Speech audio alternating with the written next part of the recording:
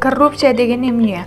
Коррупция коомдук байлыкты же өзүнүн кызмат абалын жеке кызыкчылыктары үчүн кыянаттык менен пайдалануу экендигин түшүнөбүз.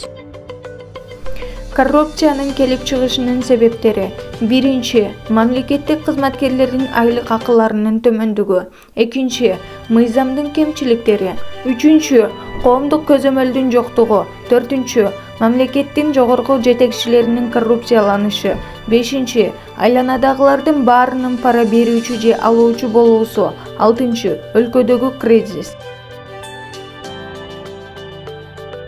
Айтып кеткендей эле, коррупция жеке пайданы көздөп тийиштүү эрежелердин жана мыйзамдарды бузуу аркылуу кызмат абалынан кыянаттык менен пайдалануу. Экинчи, пара. Пара берген адамдын пайдасын көздөп жасалган кандайдыр бир мыйзамсыз иш-аракеттин акысы. Үчүнчү термин – непотизм. Жекжаатчылык, башкача айтканда, коомдук же мамлекеттик кызмат абалынан пайдаланып туулгандарын колдоо.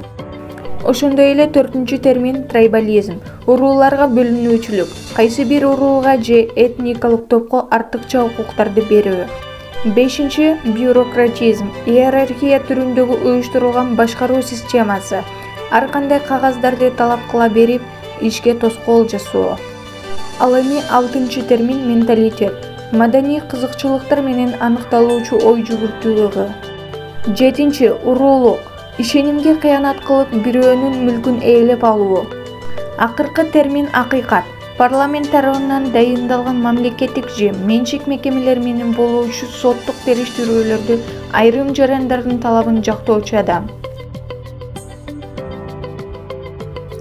Коррупция мыйзамсыз болгондуктан, ал дээрлик дайыматымыздын соодалашуу, пара берүү менен коштолот.